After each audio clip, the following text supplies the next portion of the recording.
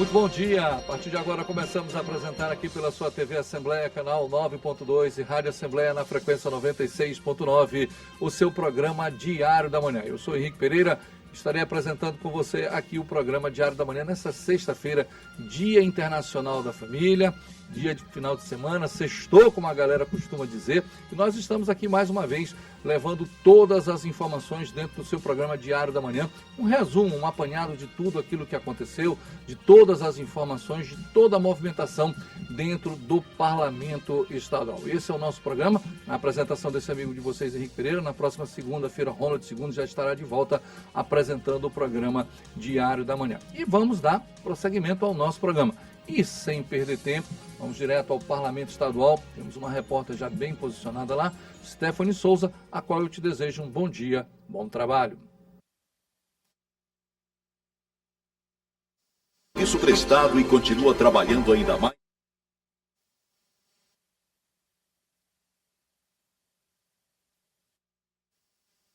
Stephanie Souza, você, Stephanie, a nossa repórter está posicionada lá na tribuna do Parlamento Estadual.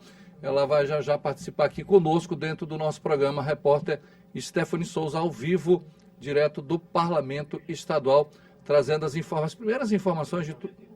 Vamos chamar então o VT, vamos chamar a sessão, vamos chamar o resumo da sessão plenária de ontem. Na última sessão plenária da semana foi aprovado o PL número 090 de 2026, que trata da gratuidade de estacionamento de espaços privativos que funcionam em serviços públicos estaduais.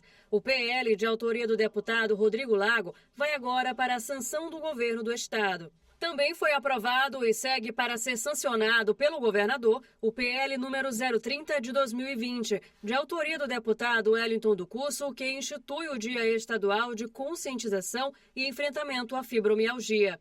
O projeto de lei número 123 de 2025, de autoria da deputada Daniela, que dispõe sobre a divulgação do canal de denúncia de violência contra a mulher, o 180, em que deve constar nos rótulos de produtos alimentícios maranhenses, segue tramitando na casa. Foi aprovado e vai a segundo turno. Na tribuna, o deputado Rodrigo Lago falou sobre situações recentes que implicam o seu mandato. Quem também se pronunciou na tribuna foi o deputado Wellington do Curso. O parlamentar anunciou a realização de audiências nos municípios Pio XII, Satubinha e Boa Vista do Gurupi para tratar de recursos do Fundeb. Ele também tratou de uma reunião em Lagoa Sul sobre a nomeação de candidatos aprovados em concurso público, além de informar a realização de fiscalizações de planos de saúde em 2 clínicas na capital. Nós já fizemos algumas denúncias do descaso, da falta de atenção, do desrespeito com relação ao atendimento a crianças com autismo, com síndrome de Down, pessoas com deficiência, com doenças raras. E nós temos hoje, inclusive, uma visita de fiscalização e inspeção em 2 clínicas a partir das 15 horas. E, além disso, também temos programado uma audiência pública aqui na Assembleia Legislativa pela Comissão de Saúde para tratar do descaso, da falta de respeito dos planos de saúde com os seus beneficiários, do plano de saúde principalmente com crianças atípicas, neurodivergentes, e as mães atípicas sofrem muito. Preciso fazer manifestação na porta dessas clínicas e o desrespeito total. Agradecendo a nossa repórter Stephanie Souza, que trouxe o resumo da sessão plenária de ontem no Parlamento Estadual, toda a movimentação. Você viu aí a matéria com o deputado Wellington do Curso, falando justamente da situação de mães atípicas. Toda essa movimentação aconteceu ontem no Parlamento Estadual. Então, vamos dar prosseguimento ao nosso programa. Vamos mais uma vez ao plenário da Assembleia Legislativa conversar com a nossa repórter Stephanie Souza, trazendo as informações do Parlamento Estadual. Oi, Henrique, bom dia a você e bom dia a todos que nos acompanham no Diário da Manhã. Hoje a movimentação aqui no plenário só deve realmente iniciar a partir das 11 horas da manhã. Isso porque, seguindo o regimento interno da Casa, hoje não tem sessão plenária. Elas são realizadas apenas de terça a quinta-feira. Então, ontem foi realizada a última sessão plenária, que é a que acompanhamos aí no VT logo no início da programação. E o que está previsto para hoje é uma solenidade. 2 pessoas devem ser homenageadas, 2 pessoas que, em sua trajetória, contribuíram para o desenvolvimento do Estado. E essa sessão solene ela foi a pedido do deputado estadual Cláudio Cunha, que vai fazer a entrega da medalha Manuel Beckmann ao senhor Ildemar Gonçalves dos Santos e também a entrega do título de cidadão maranhense ao senhor Josivaldo dos Santos Melo. A semana aqui no Parlamento foi bastante produtiva, com 3 sessões plenárias concluídas e também 2 sessões solenes. A primeira sessão solene foi realizada ontem com a entrega de 2 medalhas, a medalha Maria Aragão e também a medalha Manuel Beckmann. E hoje está prevista a outra sessão solene a partir das 11 horas da manhã. Eu volto com você, Henrique. E eu agradeço a nossa repórter Stephanie Souza. Desejo para você um bom dia, um bom trabalho dessa semana, nessa sexta-feira, um bom final de semana para você. E lembrando que o Parlamento Estadual, conforme colocou a repórter Stephanie, teve uma vasta programação, foram várias audiências, comissões de Constituição e Justiça, os deputados durante todas as sessões estiveram presentes e essa foi uma movimentação, uma semana bem intensa, além da audiência que aconteceu na cidade de Caxias. Vamos dar prosseguimento ao nosso programa Diário da Manhã com a nossa entrevista do dia. Entrevista.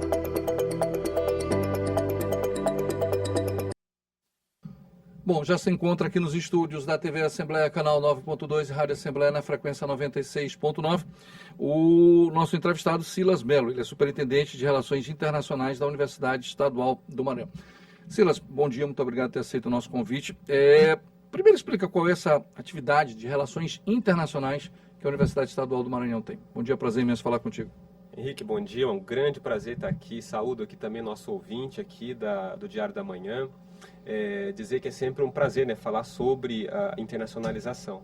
Lá na UEMA, o nosso trabalho, né, o setor lá da Superintendência de Relações Internacionais, ele pode ser subdividido aí em 4 grandes eixos. Um primeiro de mobilidade internacional, no qual nós temos professores e alunos indo para fora, né, outros países, mas também nós temos alunos internacionais vindo para a UEMA.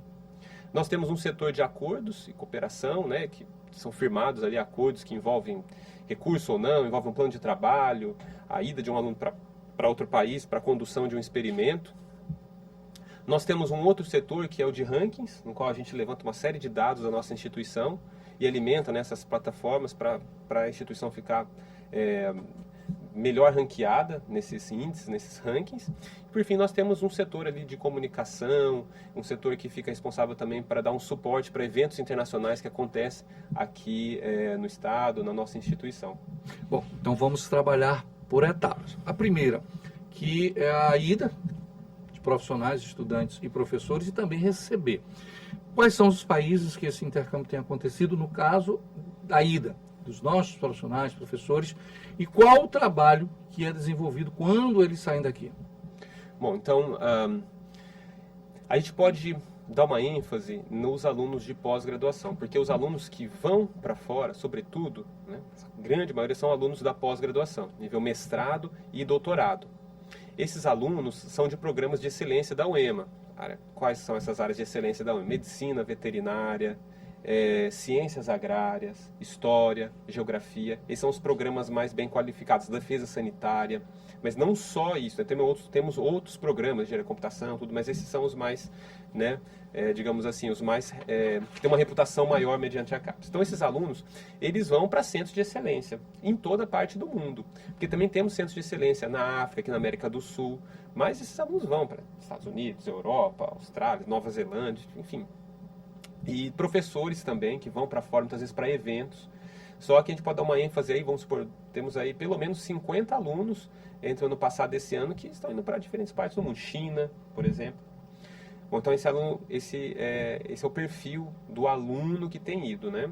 Temos às vezes professores que vão fazer o pós-doc, digamos assim, saem, se afastam um ano e ficam um ano em um país ali desenvolvendo pesquisa, né? E então, diferentes partes do mundo, assim, é difícil dizer, mas acho que a gente tem aí todos, não sei, 50 países, 40 países, diferentes países, são muitos, né? E temos aquele perfil do aluno que está chegando na UEMA, que é um outro perfil de aluno, né? Sobretudo quem vem para a UEMA são alunos aqui da América do Sul, Caribe e África, né?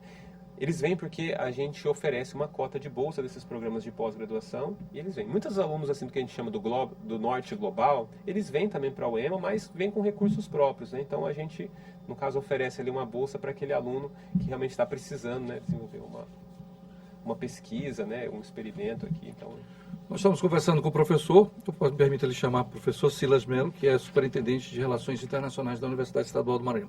Eu gosto muito de fazer esse paralelo da Universidade Estadual do Maranhão, porque alguns anos atrás a UEMA não tinha, e hoje ela é referência, inclusive nacional, em quantidade de professores com doutorados, professores com mestrado, e sendo realizado.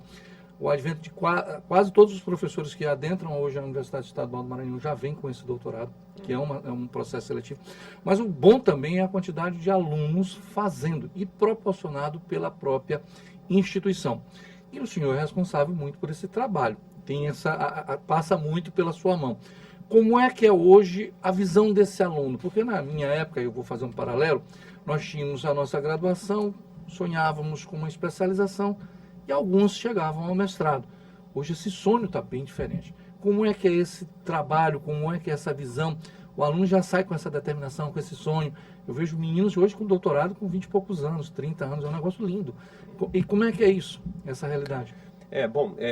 Dizer assim, que o nosso setor ele dá suporte para esses programas de pós-graduação. Então, o mérito, né, tem que ser dado. A gente tem lá um setor que é a PPG, né, que é a Pró-Reitoria de Pesquisa, e eles têm feito um trabalho assim, de aumentar o número de programas, né, com doutorado.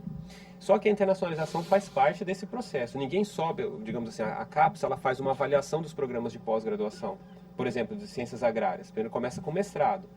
Tem o número de publicações ideal, está aumentando, internacionalização está aumentando. Aí a CAPES fala assim, esse programa está apto a abrir um doutorado. Aumentou a nota. Então, aí a gente dá suporte nessa parte de internacionalização. E sim, nós temos aumentado, né, o número de programas de pós-graduação, aumentando, né, o número de doutorados, né, e novos programas também, né, programas que não tinham, por exemplo, de educação, programa de pós-graduação em educação, engenharia da computação e defesa sanitária, enfim, e aumentando. Então, isso é importante porque a gente preenche aqui uma lacuna, né, uma deficiência que o nosso Estado tinha. E, na verdade, ainda tem, comparativamente, não temos, né, muitos programas de pós-graduação. Na verdade, infelizmente, o Maranhão ainda fica um pouco aquém de outros estados, o número de doutores por 100 mil habitantes. Mas, com esse crescimento, né, a gente imagina que daqui a alguns anos a gente sai dessa situação. Porque a pessoa começa um doutorado, são 4 anos até acabar. Então, assim, é algo que tem sido feito agora, que a gente vai colher daqui 4, 5, 6 anos à frente. Um detalhe interessante que me chama a mobilidade internacional, que é um tema que é importante. E vocês têm esse aspecto. Como é que funciona essa transição para que essa mobilidade possa acontecer? Principalmente no que concerne documentação. Uhum. Bom, primeiro, para começar a conversa, dizer que isso é difícil, não é fácil. Qualquer um de nós que a gente quiser ir para fora, sabe que é caro. Quem hoje consegue, do dia para a noite, eu vou para outro país. Isso é muito caro. Para os professores, seja para quem for, é caro. Então, você mandar um aluno também é difícil. Às vezes, um aluno também que tem uma série de limitações, assim, achar que não vai conseguir. Um aluno que nunca saiu do estado, você vai cruzar o país, vai cruzar o continente, vai para outro país, vai ficar 1 ano lá desenvolvendo pesquisa. Então, isso é um desafio também, né, de vários aspectos. A língua, até questões do clima, né? Nosso Maranhão, aqui perto da linha do Equador, aqui quente. O cara vai para um país que quase não tem sol, é frio o ano inteiro. Então, isso é desafiador. Então, para isso, a gente conta com uma série de linhas de fomento. Por exemplo, no estado aqui nós temos a FAPEMA, que é a nossa Fundação de Amparo à Pesquisa, tem feito um trabalho muito bacana com as nossas universidades. Não vou restringir só a UEMA, mas com a UEMA Sul, com a UFMA também, o IFMA. Então, nós temos um incentivo para essa mobilidade da nossa fundação. E também programas do governo federal. Por exemplo, recentemente foi lançado um programa que chama CAPES Global, em que o governo federal colocou lá, o MEC colocou 1,4 bilhão de reais. E aí todas as universidades do país aplicaram, né? E nós fomos contemplados com duas redes, digamos assim, duas propostas. Então, aí até 2030, nós vamos ter algo em torno de 16 milhões de reais vindo do governo federal para estar desenvolvendo a internacionalização, que também implica essa questão da mobilidade internacional. O senhor falou agora de valores, de recursos. Eu sei que o governo federal ele tem todo um trabalho, uma dificuldade, não é fácil. Sempre tem que locar e tem que ir para várias universidades. A UEMA tem sido contemplado e também pelo governo do próprio estado do Maranhão? Acredito que sim, com certeza quem está à frente, né, da nossa Fundação de Amparo à Pesquisa, o professor Nordman tem feito, né, um trabalho muito bom, né, à frente da FAPEMA, e nós temos, posso dizer assim, nossos pesquisadores têm tido bom êxito nas aplicações para bolsa, para auxílio à pesquisa, e, sobretudo, um programa que foi desenvolvido em específico com a UEMA, que se chama UEMA pelo Mundo. Então, destinado ali, ao longo de 4, 5 anos, o próximo de 5 milhões de reais. Eu não vi preparado para valores... dados, é mais ou menos isso. Então, ao longo desse tempo, a gente tem, e que é bacana, né? Isso é focado no aluno, entendeu? No aluno, porque muitas vezes o professor ele tem a condição para fazer essa mobilidade, o pós-doc dele. Não, mas isso é focado no aluno. Então, é aquilo que eu te falei, que é bacana, Henrique, é o aluno que nunca saiu do estado, o cara vai para fora, desenvolve pesquisa lá, ele volta com uma motivação, rapaz, os horizontes eles ampliam, entendeu? E ele reproduz aquilo que ele aprendeu, reproduz aqui, e muitas vezes encoraja aquele aluno que nem imaginou, né, sair, a ir para fora também. Então isso eu acho que é muito positivo, e o Estado, porque é muito difícil, isso, igual eu falei, é muito caro. Então acho que dentro das limitações do Estado, a gente sabe das limitações, tem feito um bom trabalho. Qual dos cursos que hoje a Universidade Estadual do Maranhão disponibiliza para a população maranhense e para o Brasil, que tem mais pessoas assim buscando? No caso, eles que buscam a internacionalização. Né? Tem... Porque sempre tem aquele curso que tem até a turma assim, não, visionário, já criou até também uma rotina, ele já é a realidade deles, como o senhor falou agora há pouco. O primeiro que vai, quando volta, e aí o outro olha e diz, pô, ele foi, cara, eu vou. A UEMA tem mais de 20 mil alunos, né, espalhado todo o estado, mas temos vários cursos, tem alguns cursos que, nível de graduação, que já são internacionais na essência. Por exemplo, o nosso curso de Relações Internacionais. Sim. O aluno já entra ali, muitas vezes, dominando 3 línguas, 2 línguas. Então, esse aluno está mais propenso, assim, está mais exposto a essas possibilidades, aplica para mais, né, oportunidades. No nível de pós-graduação, são os cursos que eu falei que são os de excelência. Acho que o pessoal da veterinária, das ciências agrárias, né, agronomia, agroecologia, ecologia, geografia, história, são programas de pós-graduação que tem um aluno, né, que procura, muito pelas pesquisas, pelas parcerias, os acordos que já foram assinados. Nós estamos conversando com o professor Silas, está aqui conosco, mas tem um detalhe aqui que estamos chamando, que é o Café Internacional que vocês desenvolvem. Anualmente a gente tem um evento que chama Café Internacional, e ele está na sua 11ª edição, né?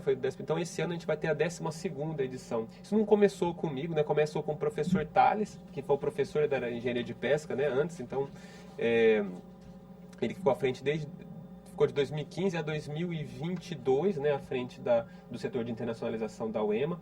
E aí surgiu esse Café Internacional. Então nesse evento a gente convida professores de outros estados, até professores internacionais que vêm falar sobre internacionalização. A ideia é difundir, encorajar os alunos a aprenderem uma segunda língua, a fazer um exame de proeficiência, né?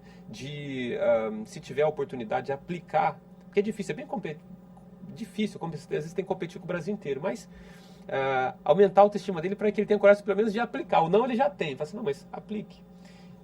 Então essa é a ideia do café, né? Difundir e fomentar a internacionalização na nossa comunidade. Tem só mais um detalhe, professor, que eu posso falar para um filho que tem um intercâmbio na ensino médio internacional. Ele me veio e disse, pai, mas o negócio aqui é complicado demais para conseguir, é cheio de coisa. Eu disse, meu filho, mas é assim que se consegue. São os desafios da vida. Para esses intercâmbios, para essa realidade internacional, a coisa deve ser muito mais rigorosa, porque você está tratando de investimentos, de recursos. é realmente esse patamar, esse nível é muito alto, esse sarrafo é sempre alto mesmo, para você conseguir. E esse desafio ajuda ou prejudica? O desafio é alto porque, primeiro, às vezes pedem, quando você vai aplicar, primeiro que eles pedem uma documentação enorme. Enorme, isso é verdade. E isso acontece pelo nosso mundo do jeito que está, né? Imagina, às vezes o aluno que estava pensando em ir, não sei, para a Europa, aí do nada estoura uma guerra, igual foi o outro. Ou então vem uma pandemia. Nós tínhamos alunos que tinham bolsas aprovadas para ir para o Canadá. 2 alunos. Veio a pandemia. Não foram, rapaz. Tudo pago pelo governo canadense. Não foram. E às vezes tem aluno que vai, às vezes não tomou a vacina, febre amarela, chega lá, volta. Então você precisa primeiro ter essa parte documental. Sim. Segundo, a questão da língua é fundamental também. Mesmo que ele não saiba 100%, a gente nunca sabe uma outra língua igual a nossa língua materna, que é o português. Mas pelo menos um pouquinho tem que dominar. Porque senão chega lá, como vai comprar o pão? Vou na esquina, como que eu vou fazer o pedido do que eu vou querer? Então já tem uma restrição também na própria língua. E também, porque o nosso mundo está cada vez mais internacional, a gente pode ver isso ligando na rádio aqui, a gente ouve notícia, mundo globalizado, o mercado, a bolsa, guerra, cada vez mais internacional. O preço do dólar, o preço do barril do petróleo. Então, o mundo, por estar cada vez mais, digamos assim, globalizado, internacional, existe um interesse maior dos nossos alunos, não digo aqui só no Maranhão, mas no Brasil inteiro, de aplicar para essas oportunidades, né? Então, por isso que acaba sendo muito difícil, mas não impossível. A gente tem que sempre tentar. Acho que você aconselhou bem seu filho. Eu sei que é difícil, mas tente aí. Eu disse para ele, se você for perder agora, tu nunca vai fazer nada na tua vida. Isso daí é fator importante. Então eu gostaria que o senhor deixasse uma mensagem justamente para todos esses estudantes que estão acompanhando, que procurem o senhor, dê o local que deva procurar, busque as informações, que o primeiro passo é acreditar. Um sonho ele só começa a ser realizado a partir do momento que você acredita que esse sonho existe. E os caminhos, a quem eles procurar, onde procurar, e não ter medo, porque às vezes o estudante olha, ele sabe que existe o setor, tem o professor Silas, ele é gente boa, mas não vou conversar. Aí quer dizer, ele mesmo já criou um empecilho. Qual é o caminho lá no NEMA, no universo de vocês, para eles procurarem? Então, Henrique, obrigado aqui por essa oportunidade, né? Então, você aí, ouvinte do Diário da Manhã, eu gostaria de te encorajar a pensar nessa possibilidade, sobretudo aqueles da nossa comunidade da UEMA, mas não só, porque vamos supor, nós temos programas lá do ensino de mandarim, que é aberto, as aulas são na UEMA, mas é aberto para toda a comunidade. A seguir as nossas redes sociais, o nosso site da Superintendência de Relações Internacionais. Nós, a cada 2 meses, nós soltamos um informativo. Uma vez por ano a gente solta uma revista, chama UEMA News, qual a gente coloca lá em 3 línguas o que nós temos feito durante o ano. E nas nossas redes sociais, Instagram, a gente coloca ali o que nós temos de oportunidade para a nossa comunidade.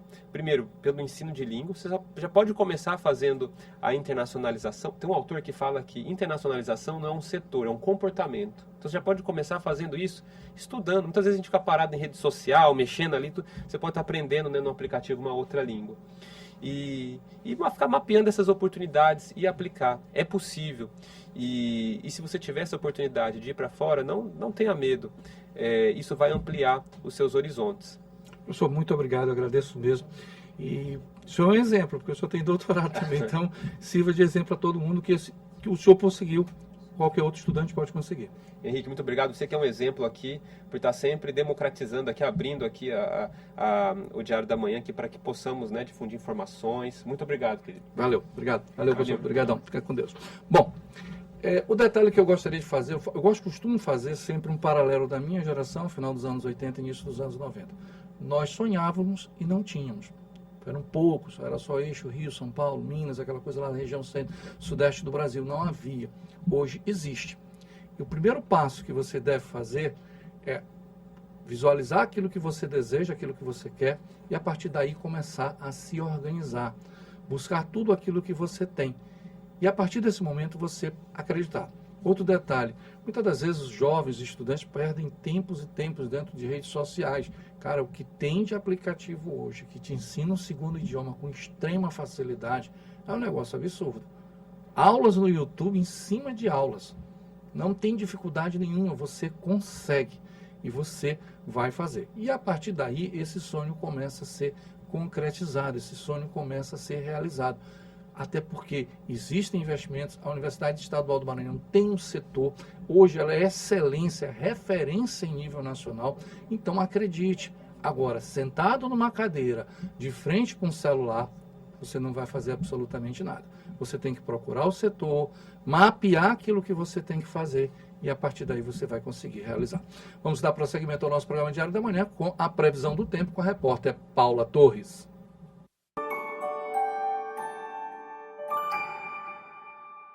Oi, muito bom dia para você e para todo mundo que acompanha o Diário da Manhã. E olha, a sexta-feira começou com bastante nebulosidade, previsão de chuva em várias regiões do estado. Aqui em São Luís, o dia será de sol, aparecendo entre muitas nuvens e pancadas de chuva acontecendo principalmente entre a manhã e à tarde. O tempo segue abafado na capital e a sensação é de muito calor ao longo do dia. As temperaturas variam entre 24 e 29 graus. Agora a gente segue para Santo Inês, na região do Vale do Pindaré. Por lá, sexta-feira será de céu com muitas nuvens e chuva rápida em alguns momentos do dia. O tempo continua quente e abafado, com temperaturas entre 23 e 31 graus. Agora vamos até Chapadinha, no leste maranhense, e por lá o sol aparece durante boa parte do dia, mas há previsão de pancadas de chuva entre a tarde e a noite. As temperaturas variam entre 24 e 30 graus. Daqui a pouco eu volto na F1 com mais informações da previsão do tempo. Uma excelente sexta-feira para você.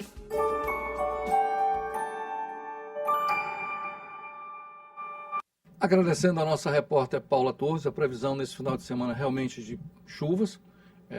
Elas em pontos isolados, pancadas de chuvas em quase todas as regiões do estado do Maranhão. Esse mês de maio é um mês ainda de muita chuva em todo o estado do Maranhão. Aí a partir de junho começa a diminuir e julho definitivamente encerra. Então, se ficar preparado, se você for viajar com os seus equipamentos do seu veículo, tudo bonitinho. Se você for sair, leve seu guarda-chuva ou sua capa. Nós vamos finalizar o nosso programa Diário da Manhã de hoje, sexta-feira, dia 15 de maio, prometendo que na próxima segunda-feira estaremos de volta, mas aqui já na bancada o Ronald, segundo apresentador do Diário da Manhã pela TV Assembleia. Logo em seguida, na Rádio Assembleia, assumo eu, Henrique Pereira, o nosso programa Diário da Manhã. Eu agradeço a todos que ficaram conosco, tenham um ótimo dia, uma ótima sexta-feira e até a próxima semana, se Deus quiser.